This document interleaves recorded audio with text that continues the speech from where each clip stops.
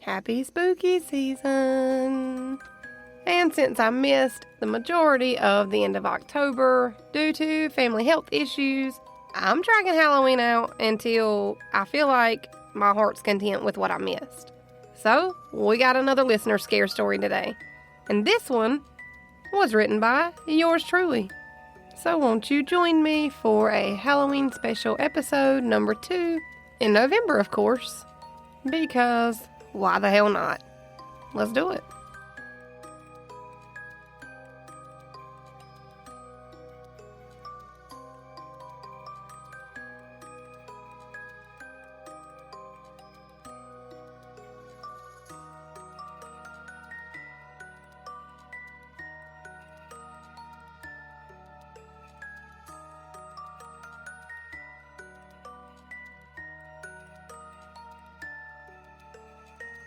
Ava and Mike married when Ava was just 16 years old, and Ava was my best friend in the world.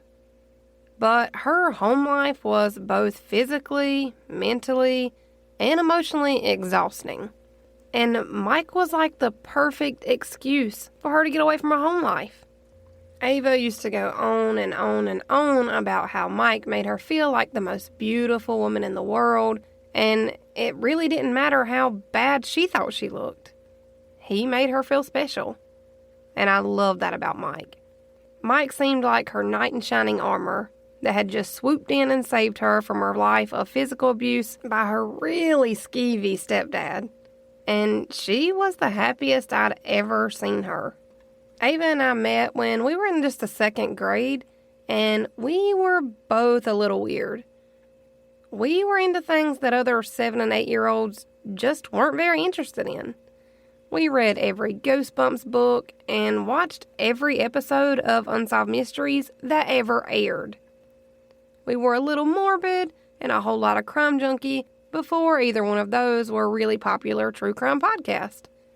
And yes, even at such an early age, Ava didn't have much parental supervision, so I would tell my mom that I was staying at Ava's so that she wouldn't find out what we were watching or reading. Because unlike Ava's parents, my mom was entirely too overprotective. But we could have gotten away with murder at Ava's house. And as we got older, our love of all things murder, morbid, and spooky grew into a pretty unhealthy obsession of true crime blogs, podcasts, shows, and even magazine subscriptions. After Mike and Ava's wedding, they moved into the same neighborhood where I lived with my parents. And as luck would have it, when I finally went to college and moved out of my parents' house, Mike got a job promotion and they ended up moving about 6 miles away from where my new college campus was going to be at. Somehow we had both moved out of state into a whole nother state, right up the road from each other, without any planning on our part. I don't know, I like to think that God knew that we needed each other, so He kept us together, despite how different our lives were. But being that Ava had been a wife for about 3 years now, and I was just getting the hang of college life and living on my own, she wasn't really able to attend many campus parties or other related activities that I would have normally attended. But regardless, like always, we remained thick as thieves throughout my early college experience. And she would sometimes sneak away from being more grown than she should have been at her age to act like a typical teenage student with me on campus. And if we didn't go to the parties on campus, then you could probably find us at Shelby's riding horseback through the valleys. But as the months went on, I started seeing less and less of Ava. We would still call and text, but she always seemed to be busy when I wanted to stop by her apartment, or she would say she wasn't home, just not knowing that I was already in the parking lot parked right beside of her little Kia. And Ava had never lied to me before, but she wouldn't talk to me about how married life was. It was almost like marriage talk was completely off the table altogether. But she had been my best friend for long enough for me to know that sometimes she just liked her space. Sometimes she liked being alone. She curled up in a chair with a good whodunit book, So I'd drive away and never bring up the fact that I knew that she was home, or that I knew that she was lying to me about whether she had been busy or not. And it was about 8 months ago that I ran into Ava by chance at the supermarket that's close by where we both live. She acted like she didn't even see me, even though we had very clearly made eye contact with one another.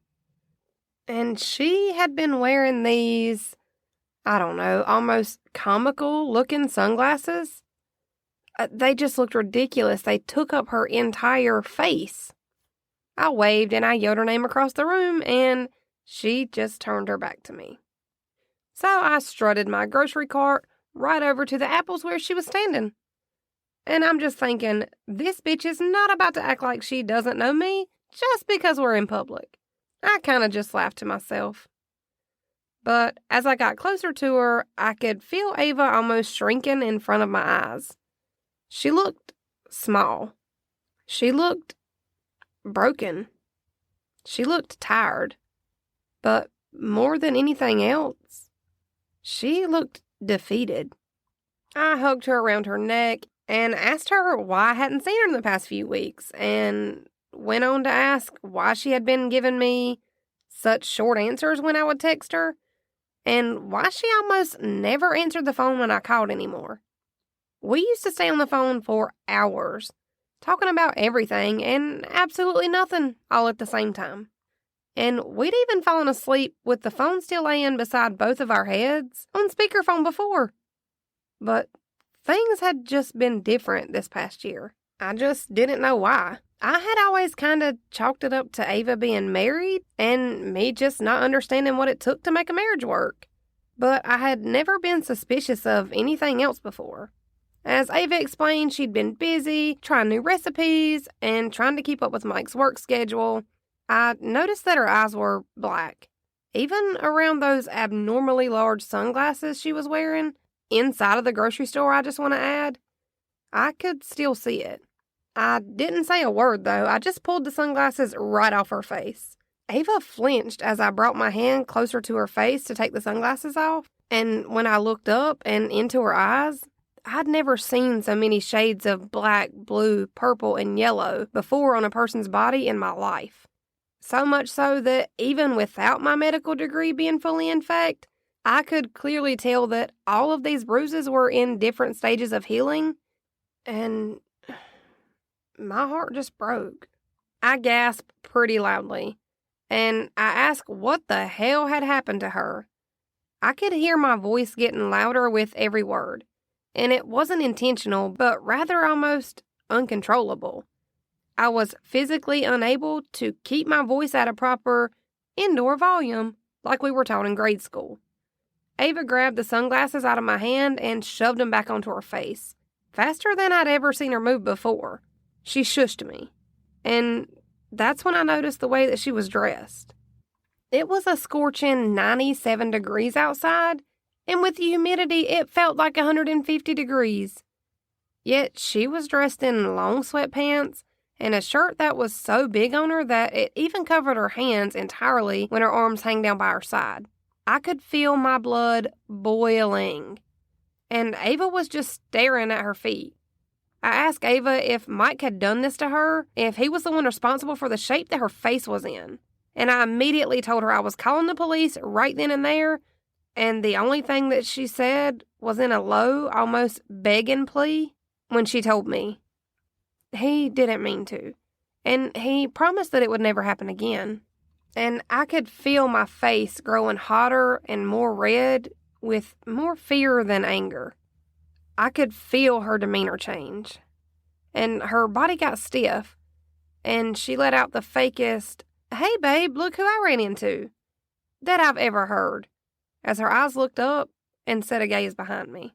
I turned around to look to see whoever she was talking to, and as my body swung around, I could see Mike standing right behind me, almost too close behind me.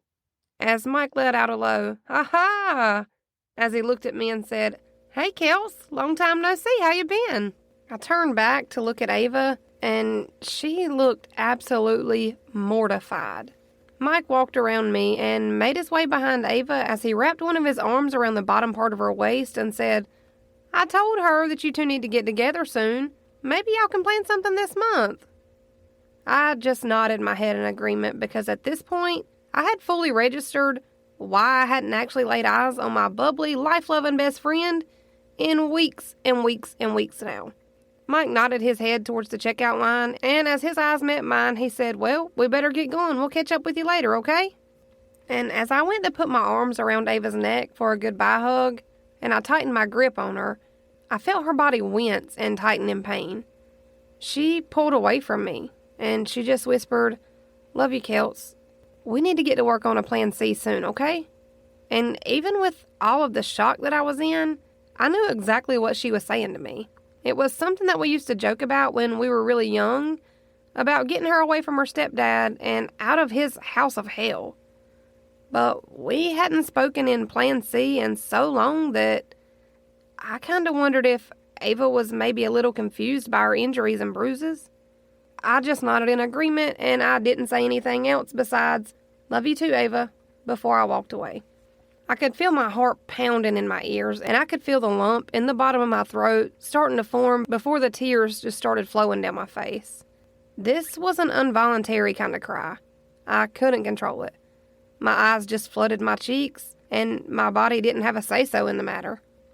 But now I knew why Ava hadn't wanted to hang out. She hadn't wanted to go out, or even have me over to her place for long enough to have a drink lately.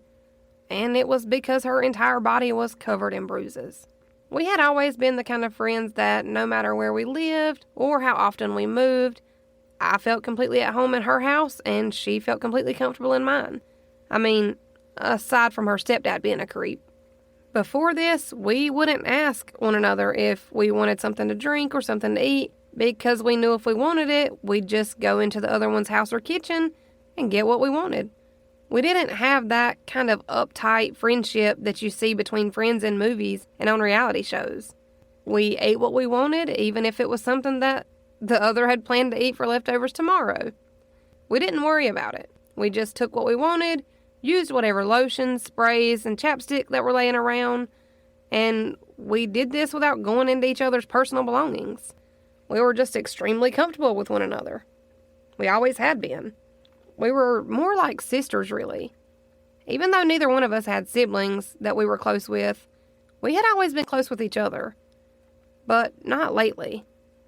And now it just made so much more sense. She didn't want me there because she didn't want to have to explain to me what kind of hell she was living through again. Except this time with Mike. And I could feel my hatred for Mike growing inside the pit of my stomach.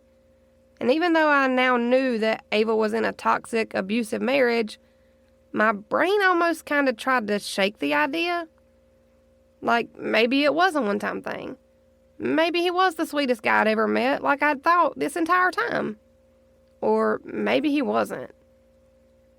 I had just seen real fear in Ava's eyes. And I hadn't seen that since she'd moved out from her mom's house with her stepdad. That night, I just laid awake in bed, thinking of any way that I could help Ava. And as much as I wanted to be in denial, I really couldn't. My heart knew that Ava was hurting, and I knew that she was in danger. I just didn't know how to help. Unless we executed Plan C. But Plan C had always seemed more like a joke than an actual plan before.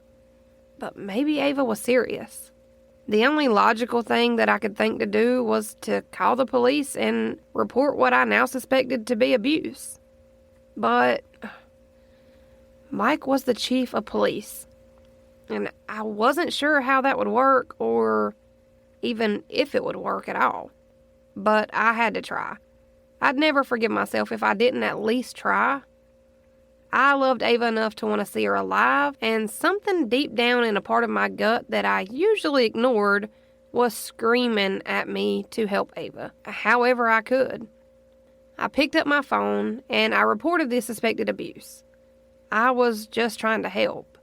I had read a lot of blogs about women in abusive situations, and how hard it could be for them to escape. And if I didn't try to help Ava, I would never forgive myself for it. And besides, who else was going to help her? The so-called family she had that let her stepdad abuse her sexually for years and years and knew about it, but didn't do a single thing to stop it? Yeah, I doubt they'd be much help too. She only had me. I had always been her only family. We had always been each other's chosen family. But I'd never be able to forgive myself for what happened the next morning either. My phone rang at 6:04 a.m., and when I looked at the caller ID, it was a listed number for our local hospital. And my first thought wasn't even Ava, if I'm being honest. My first thought was maybe an elderly family member had taken a nasty fall out of the tub, or maybe somebody had gotten into a car accident. But I had no way of knowing that this call about Ava was my fault. The police had went to take a statement from her the night before after I called our local non-emergency line, and Ava told them everything. She told them about all of the times that Mike had broken her bones, or the times that he would go into a fit of rage and just hit her repeatedly. Ava poured her heart out to these officers, and they just left Mike there with her because they were all Mike's co-workers, his drinking buddies, or his poker buddies. They didn't arrest him. They didn't make him leave their apartment. They didn't move Ava to somewhere more safe. They just left Mike there with the same woman that he had been beating for months, and he had been getting away with it. And he got away with it yet again. It was a whole 4 hours after the police had taken Ava's statement that the ambulance was called to their address. Ava was admitted to the local hospital for 4 broken ribs, a fractured jaw, a broken wrist, and severe internal bleeding in her abdominal area. When I answered the phone when it rang, my heart broke into 1,000 pieces. It was Ava, and her voice was full of fear as she tried to talk through her tears. I told her not to worry, that I would be on my way. I would be there in 10 minutes. I wasn't lying. I wasn't exaggerating. I didn't even so much as put a bra on. I slid my bedroom shoes on, grabbed my keys, and walked out of my door. I drove 90 in a 35 the entire way there, and I just prayed out loud that Ava would be okay. And I also hoped that if I got pulled over, that I'd get a sympathetic officer that hopefully wasn't one of Mike's friends. I pulled into the first parking space that I saw, and I hopped out of my car, barely shutting the door behind me. When I got to Ava's room, I had never seen anyone look so broken in my life. She was covered head to toe in black and blue and purple bruises, with bandages around her wrist and waist. She looked more scared this morning that I walked into that hospital room than I'd ever seen her look, and I've seen Ava go through a lot. She looked more scared then, even more than she did the day before when I ran into her at the market. We hugged for what felt like hours, but somehow didn't seem long enough before she finally spilled the tea. She told me that the abuse had started just mere months after they'd gotten married, and that she had called the police before. She didn't tell me because she didn't want me to miss classes or get behind on schooling on account of what she called her marital problems. She told me that every time she called the police before on Mike, that Mike would beg her not to say anything and how he would promise that he would never hurt her again. And by the time the officers arrived, she either felt guilty for calling them in the first place or was too scared to tell them anything. She told me that when they showed up unannounced that night before, when I called to report what I had seen, that she finally thought that since someone else had called, that maybe this time would be different, that maybe she would be able to get away from him. Ava had actually assumed that it was a neighbor from her apartment building that had called because of the yelling and screaming and busted glass. She had no idea that it was me that called.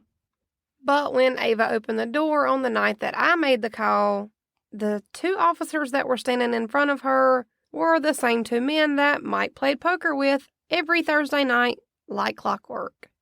But she figured that it would be a missed opportunity if she didn't at least try to get away from him. Especially since she was under the impression that it had been a neighbor that had called to report what they had heard, and she hoped that they would help since she hadn't been the one to call this time.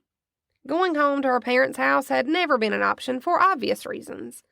And she said that she knew that I wasn't allowed to have people live with me on campus in my dorm, but that she was also terrified that since Mike was the chief of police, that no one in the department would take her claims seriously. And as sad as it sounds, she was right.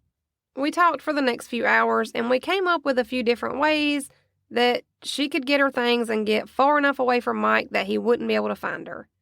It was all set. If plan A didn't work, we'd go to plan B. And if all else failed, plan C was the end-all be-all. Plan C would be the last resort, though. If we didn't have to use plan C, it would never be spoken about again out loud. We did the same thing that we had always done when we were promising each other to keep a secret from the rest of the world. We pinky promised and sealed it with a kiss. It may sound corny, but it was just kind of our thing. I kissed Ava's forehead as I walked out of her hospital room to grab us both a cup of coffee and maybe a sandwich from the cafeteria downstairs. I felt better knowing that the hospital security was standing right outside of her door when I left. And I had only been gone for 10 minutes at the very most. When I came back into the room from grabbing us lunch, I was in both shock and disgust when I saw Mike holding Ava's hand sitting on the side of her hospital bed. "How the hell did you even get in here?" I yelled, not even caring who I pissed off or who heard me yelling. Mike turned and gazed at me with the most evil and empty eyes that I've ever seen on a human. And he kind of laughed a little, saying, "Oh, the guard out there? That's my hunting buddy Jared's son. He let me in to check on my wife." And the way he put the emphasis on my made my spine tingle. I started yelling for someone to come in and get him out of Ava's room, since he was the whole reason she was in the hospital bed to start with. But when the security guard came in, he told me that I'd have to keep my voice down or they'd have to ask me to leave. I was literally speechless. They were going to let Mike stay and make me leave for being too loud? "What about beating your wife and thinking you can get away with it?" I yelled. And with that, I was escorted out of the hospital room and made to leave the premises. Mike was still in the room with Ava alone, and I was completely shocked, shaken, and riddled with guilt for being the reason that Ava was there in the first place, and furthermore for leaving her side for a stupid cup of coffee. Ava's bruises had healed a little, and they were finally able to discharge her from the hospital. I stopped by her apartment one day when I knew that Mike would be pulling a 12-hour shift at work to be able to talk to Ava freely. And we talked about plans A, B, and C again, but I never actually thought that she would leave him. She kind of seemed too scared to leave him. Ava really did think that he would kill her if she ever tried to leave him, and I believed her. Ava's phone rang mid-conversation, almost like Mike knew that we were talking about him and how to get Ava away from him. And of course, when she answered, it was Mike. And I started to think that he may have actually been able to hear what we were saying. He immediately asked who was at the apartment, and Ava simply answered, "Kelt stopped by to hang out for a few." I could hear his voice growing louder and louder with anger, even through the phone. I heard Ava say, "Okay, I will. I know you are. Okay. Love you too. Bye." When she hung up the call, she looked at me and said, "He wants me to get you to leave. He doesn't want me telling people our business outside of the home." We talked for a few more minutes, and I told her that I would leave just to keep the arguing to a minimum.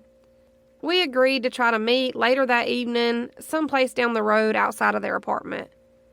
But later that evening, Ava texted me, and all the text said was, "He knows." And my heart dropped. I wasn't sure what she may have been referring to. We had talked about so many different things earlier, but we tried to talk in code, saying things in a way that only me and Ava would be able to decipher. But I still had no way of knowing what he knew or even how he knew anything that was said. I had an idea, but I wasn't sure how well it would work. I used a phone number generating app that wasn't supposed to link back to me, my name, number, or anything about me. And I called Ava's cell. And Mike answered the phone, because of course he answered her phone. I put on my bravest, friendliest, not trying to sound like me, customer service voice. And I said, "Hey there, this is Lacey with Piedmont Medical, and I was calling to speak to Ava about a few things that were missing from her chart. I was calling to see if I could speak with her, please." Why was he even answering her cell phone? I wondered. Mike made a low grunting noise and he said, "Yeah, she's right here." Ava's voice came over the speaker and I kept my act up just in case Mike was listening in. "Hey there, Ava. This is Lacey with Piedmont Medical, and we just had a few things missing from your chart. We just need your emergency contact information." Ava then gave me my own name and number, as I've always been her emergency contact since she'd never really been close with her family. After typing a few random things into my computer so that Mike would hear the keystrokes being made, just in case for whatever reason he may be still listening in on this call, I heard what sounded like the front door to Ava and Mike's apartment click shut, and she whispered into the phone, "Plan C needs to happen now. I gotta go, though. Love you, Kelts. I'm so sorry for everything." And since it was obvious that she had been able to slip away from Mike for at least a few seconds, I told her not to be silly, that she had nothing to apologize for. I also told her that I loved her so much before I heard the door open again and I heard Mike ask, "Is that still the lady from the hospital on the phone?" Ava then spoke directly back into the phone, saying, "Okay, thanks so much for calling." "Yes, ma'am." "Yeah, you have a good day too. Thank you," before she hung up on me. As I pulled my phone away from my ear, I was racking my brain and my heart was racing. I'd never actually thought that we would try to execute Plan C, and I had no idea how to make it happen for her. I was coming up with a blank every time. I figured I would sleep on it and try to figure it out, and then I realized that Ava's birthday was in 3 weeks, and I wanted to invite her to go horseback riding for the day, which we could both use a day of just nature and each other's company. It had been so long since we had gotten to speak freely and just laugh together. I decided that it would probably be more likely for me to be able to plan this trip if I went through Mike to plan it as a surprise for Ava. Mike was your typical knight in shining armor turned womanizing abusive asshole. So he'd like the idea that he was control of her birthday plans too. So I swallowed my hatred for Mike and I made another call. "Hello?" "Hey, Mike, it's Kelts," I said in my friendliest voice, trying not to give away the fact that I had so much hatred built up in my normally friendly and accepting heart for this one man. "Hey, Mike, I wanted to see if I could pull Ava away for the day on maybe the 12th. I know her birthday's the 13th, so I figured you'd probably have big plans for her then, so I figured I could take her horseback riding the day before her birthday, and I can pick her up and I'll drop her off as soon as we get back from the valley." He paused for a long few seconds before he let out a deep, breathy, "Yeah, I think she'd like that." And it seemed like I couldn't even help that my eyes were rolling so far back in my head that I could almost see behind me. He went on to say, "I'll tell her that you're going to pick her up for brunch and you can surprise her with the news of going to Shelby's to ride for the day. Yeah, you two have fun." I said okay, and I told him that I'd be there about 9:30 on the morning of the 12th to pick her up. We both swapped a short and unfriendly goodbye. I wasn't his biggest fan, and I made sure that he knew it. But he also wasn't my biggest fan, and he made sure that I knew it. We were on the same page with this one. I called Ava with no response for the next couple of weeks with no answer.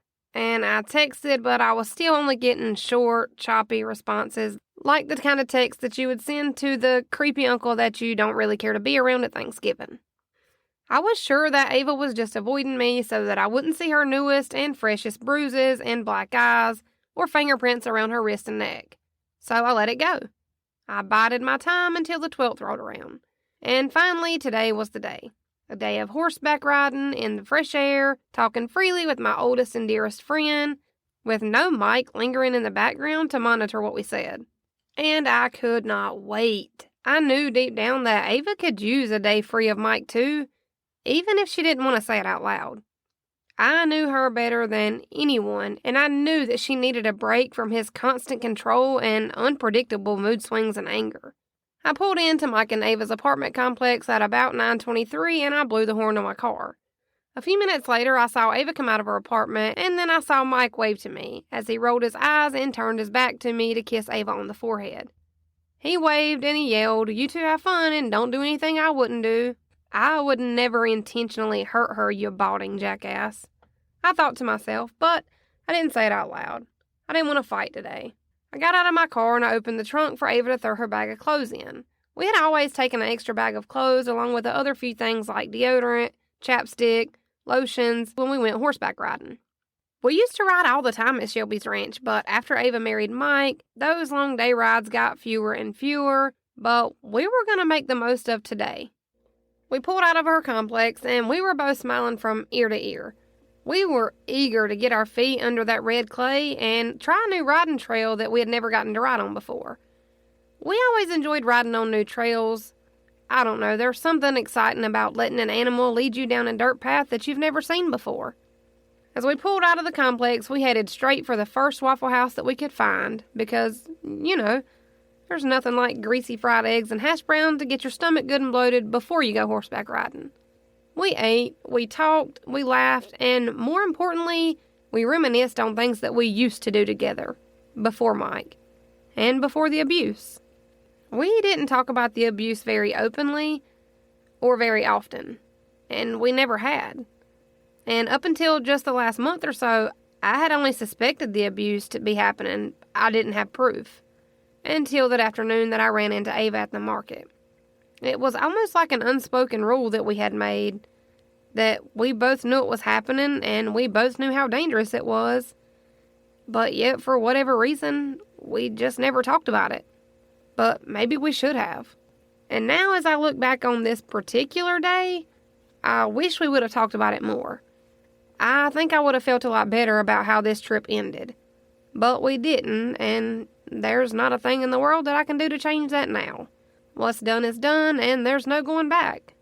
We got to the ranch, and we spoke to the horse trainer and owner, Shelby. She knew us from before when we were really young, and we would come here just as a way to get Ava away from her parents' house. Shelby would normally give riding lessons, and she'd normally charge by the hour for riding one of her horses through her trails, but she had never charged us. Not even once. Shelby's ranch was our sanctuary. It was our safe place, and it had been for years. And it was almost like Shelby knew that we needed those horses more than she needed our measly $25 an hour. Today was no different. Shelby walked Storm over to me, refusing to take my money, and even though I wasn't a kid now and we both knew I could pay her, she still refused. Storm was the horse that I had always rode when we came to the ranch, and Shelby knew how much I loved him. Shelby patted his head and said, "Okay, Storm, Kelsey's back and wants to ride her favorite horse around the ranch." She talked to the horses like they knew exactly what she was saying. Shelby's face went from smiling and petting Storm to looking at Ava with just sadness and grief. When she looked at Ava, she said, "I'm sorry, Riley passed away a few months back, so I'm going to get you saddled up with a new horse I've been working with named Charlie. You're going to love her. I'm so sorry, Ava. I know how much Riley meant to you." Ava's face got red and she tried to fight back the tears. Riley may have just been a horse to a lot of other customers, but Shelby knew that her horse Riley had gotten Ava through some of the darkest days in her life. Ava loved that horse, more than she loved most people. We all tried to muster a smile and act like this wasn't heartbreaking news to find out that Ava's favorite horse Riley had passed away, and that we hadn't been there in so long that we didn't even know about it. Shelby told us that she had posted about Riley's death on her social media accounts and that she had just assumed that we had both saw it and knew about it. I don't think Shelby realized that Ava wasn't allowed on social media anymore. Because God forbid Ava scroll through Instagram without Mike looking over her shoulder to see what she was doing. Because cooking videos and videos of people toying with police officers just break a marriage right up. Anyways. Shelby turned and walked back towards the horse stalls, and when she walked back out of the stalls, she walked out with a beautiful brown and white horse strutting right behind her.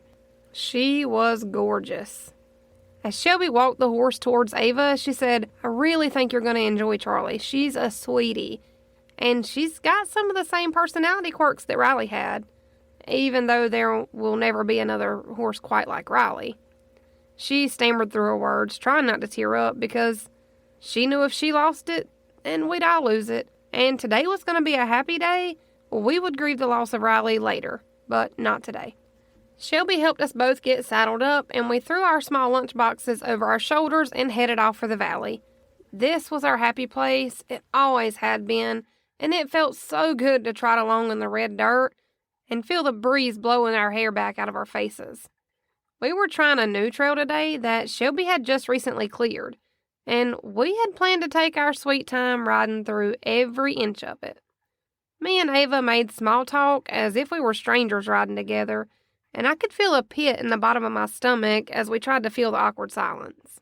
But after about a half hour or so of riding, we were back to our normal, happy, bubbly selves, and we were back to being unimaginably candid with each other about our thoughts, laughing about things that we had done on these trails of this ranch before, and we rode for a few hours together before I could feel my stomach screaming at me that it was lunchtime. I was starving, and I asked Ava if she wanted to stop. I could see just ahead where there was a clearing that looked like it overlooked a cliff where we could stop for lunch. Ava agreed, saying that she was starving too, and I hopped off of Storm, she hopped off of Charlie, and we mounted both of their ropes to a tree nearby the cliff where we had stopped. But we made sure that they were far enough away that they couldn't reach the sides or fall.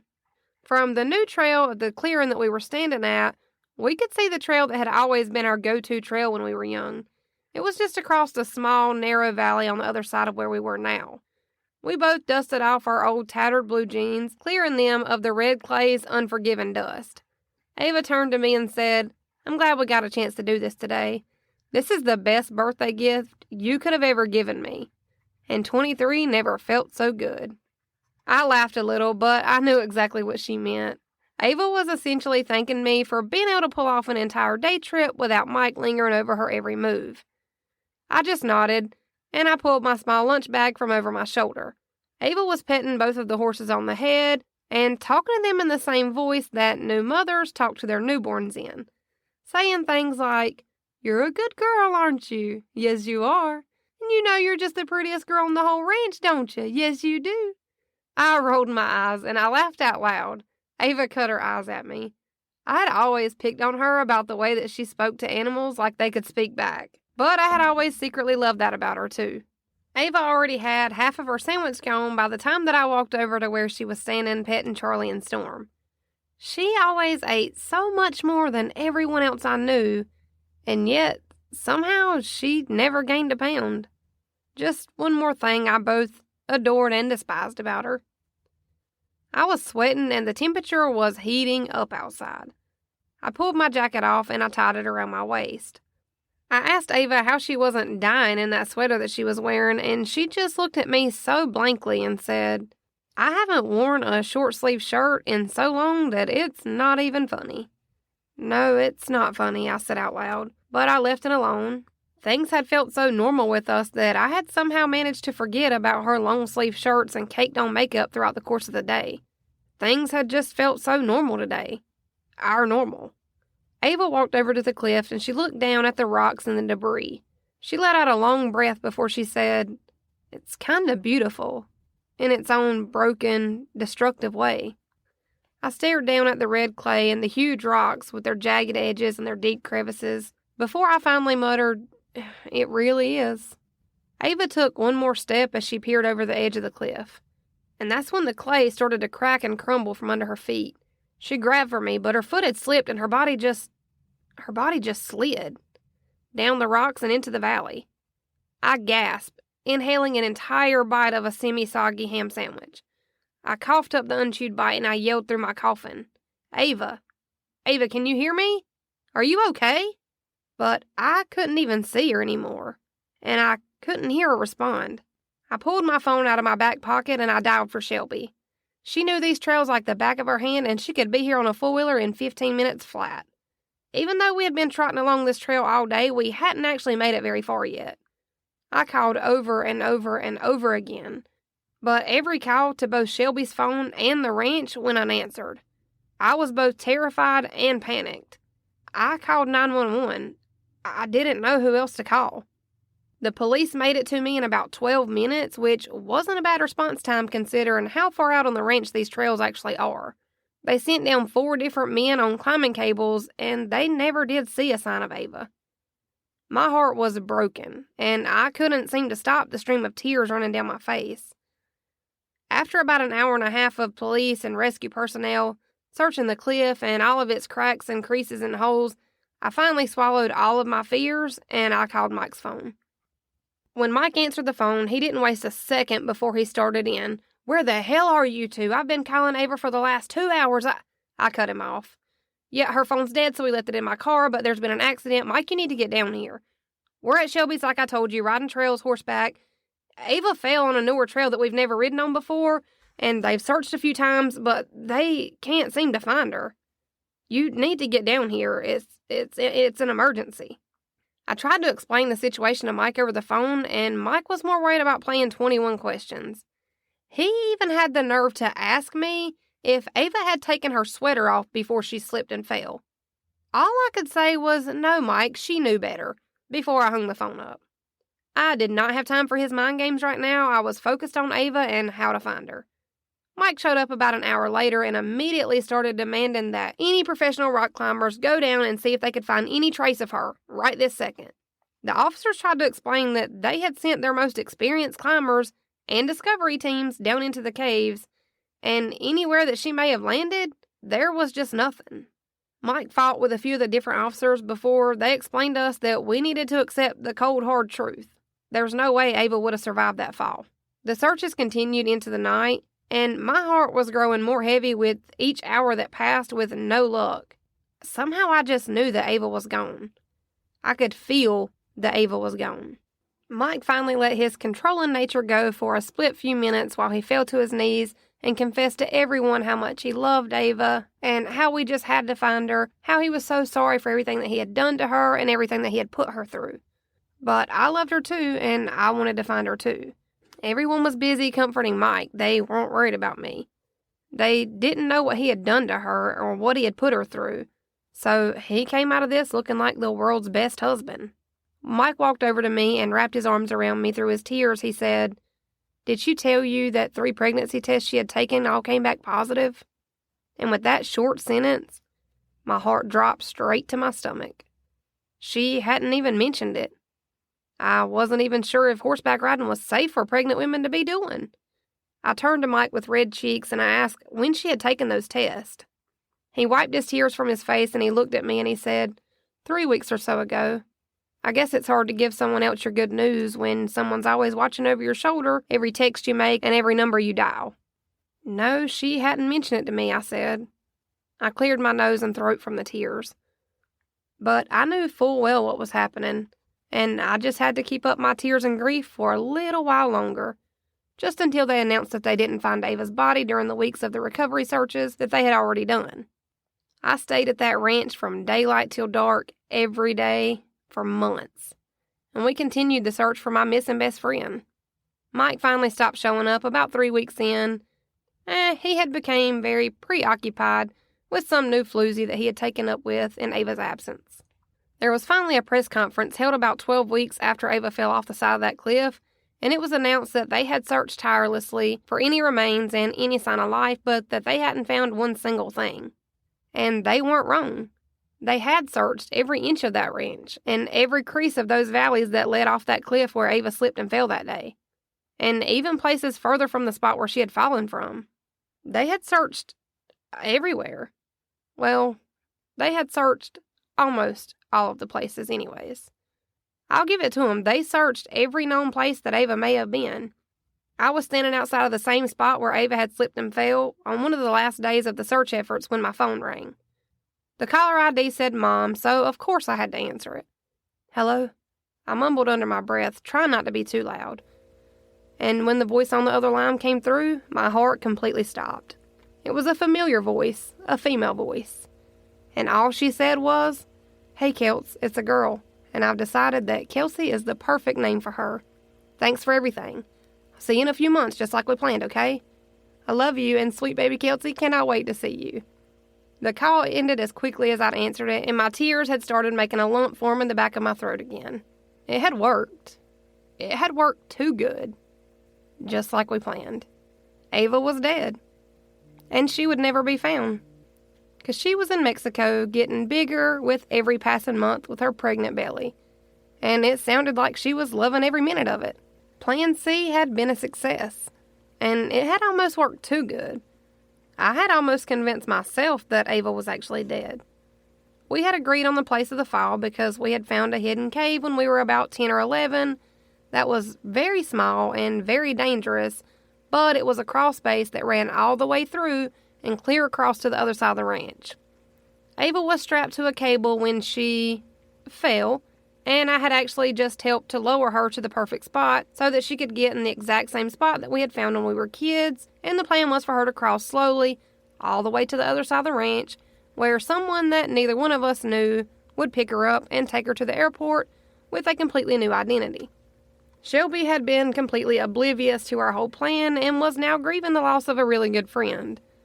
But me and Ava both knew that there was only one way for our Plan C to work, and that was if no one else knew.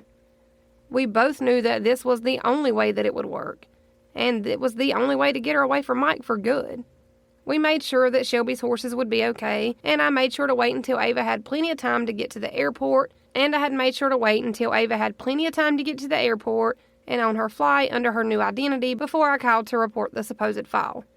I gave her a few hours to get across to the other side of the ranch because, since we were supposed to be there all day, it was really no rush. Shelby would never take unexperienced riders on a newly constructed expert trail, so we knew we wouldn't run into anyone else on this new trail. Ava and myself both knew that Mike would only be upset because he wouldn't have someone to control anymore, that he wouldn't actually be upset that he thought Ava was hurt or dead. And we were right. But we also knew that if Mike thought that there was even a small chance that Ava was still alive, that he would never stop looking for her, and she would never be free.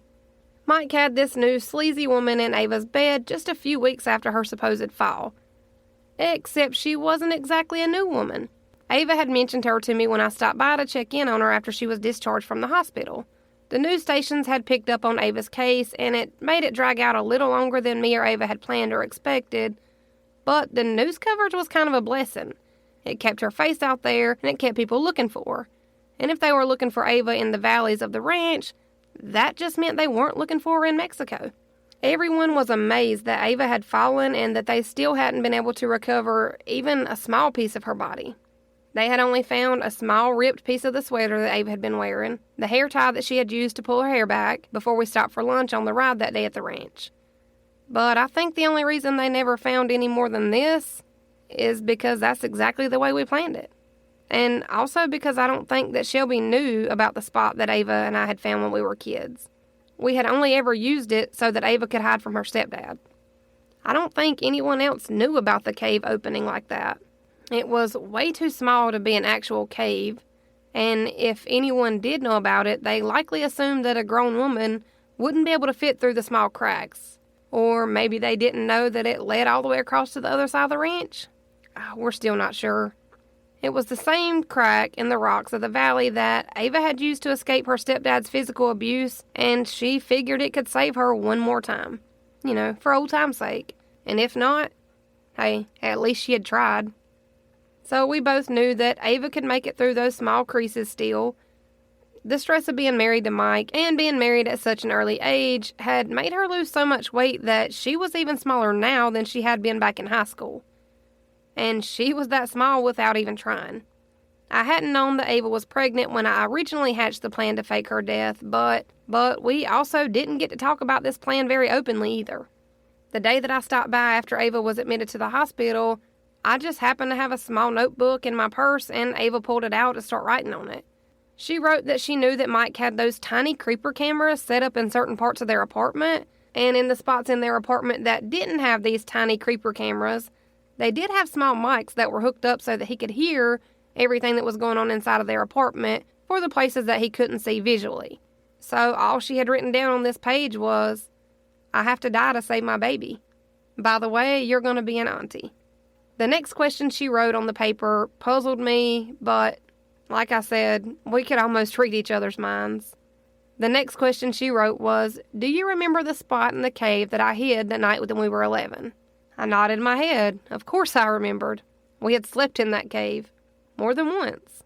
She then wrote, "Okay, that's Plan C. I'm going to need you to plan a ride at Shelby's, and I'll fall at lunch.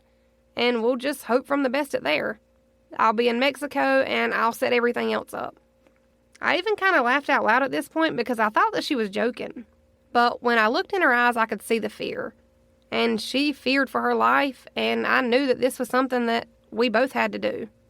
I would have to bury my best friend, and I would have to stand by knowing full well that we were burying her and that they would never find a body to bury, so that she could live, and so that this tiny baby growing inside of her could live. And that's when I realized that old saying, sometimes we do things we don't want for the people that we love. And that saying had never made more sense than it had right now. I'd never asked who helped Ava set up her new identity and who helped plan the flight under her new name, but if I had to guess, I'd say that it was probably the really handsome mailman that just so happened to move out of the country just a month or so after Ava died that day on the ranch. Ava would be a mom by the time that I made it to Mexico for my 2-week vacation next year, and I hoped so badly that Ava would be happy in her new life and that she would find somebody to love her the way that she deserved to be loved. But we also knew that Ava would never be able to come home after she left for Mexico. Even though Mike was arrested on first-degree murder charges about 8 months after Ava was buried, the new girlfriend that he had moved in right after Ava's death was found bloodied and beaten and in pieces inside of that same apartment where Mike and Ava had lived together while they were married. She had moved into the apartment with Mike shortly after Ava's funeral, which Mike didn't even bother to attend. Husband of the year, like I said. And apparently with his new girlfriend, he didn't even play the perfect gentleman game with her at all.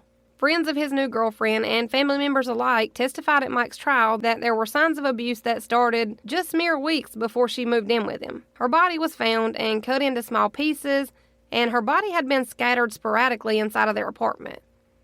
Her autopsy showed bruises in different stages of healing, a few cracked ribs, but we weren't responsible for the cracked ribs or the bruises.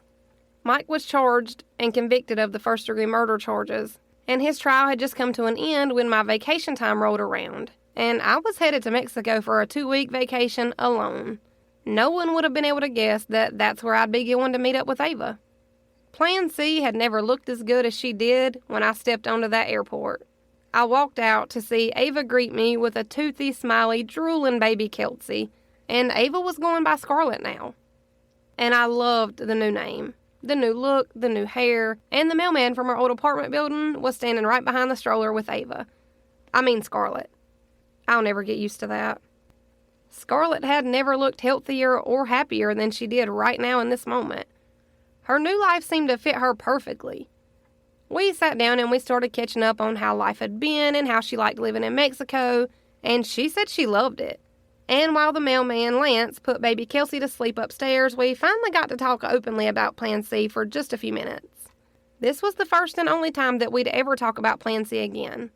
I brought up how good Ava looked when she met me at Mike and his new girlfriend's apartment that day, the day that we hatched the final part of Plan C.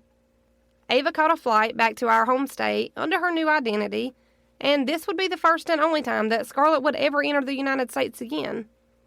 I opened the door to her old apartment where she and Mike used to live, and we both climbed into the hallway closet of the laundry room. We held each other's hands, and we helped each other to keep our breathing slow and steady. Then we waited. We waited for what seemed like forever before the door finally opened. And it was the same girlfriend that Mike thought that he had kept a secret when he and Ava were married. And as soon as she got close enough to the closet door, I swung it open, and Ava had a lot of anger built up in her. And she just went into a mode straight out of a Stephen King novel. It only took about 8 minutes to get the body pieces positioned perfectly. So perfect that there was no way in hell that Mike would get off on this murder charge. It was our most evil, genius plan by far. We left the apartment in pristine condition for the investigators that would show up to find every tiny, meticulous piece of evidence that they would need to say that Mike was the one that had just tore this poor woman to shreds. We were careful not to leave too much evidence and not to make it too easy to find. Just easy enough. Just enough that they wouldn't overlook the fact that their poker buddy and their drinking buddy or their chief of police had in fact brutally murdered a woman.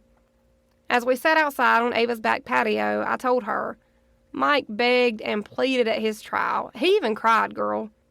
I tried to recount what had happened to her at his trial, and she just gasped, and she's laughing, saying, "There's no way."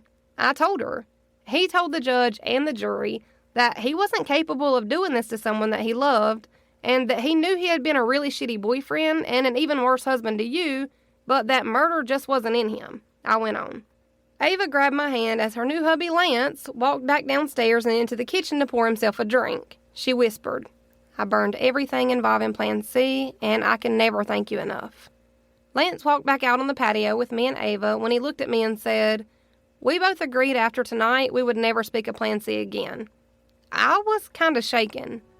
How did he even know about Plan C? I guess my look of confusion kind of gave me away because Ava looked at me and asked, "Who do you think took me to the airport after my fall? And who do you think kept baby Kelsey when I met you in my old apartment?" I guess I had never thought about it before. But she was happy, and baby Kelsey was happy and healthy, and Lance ended up being the best thing that ever happened to either one of them. He lifted his drink in the air and he said, "Cheers to a successful and long overdue Plan C, you two."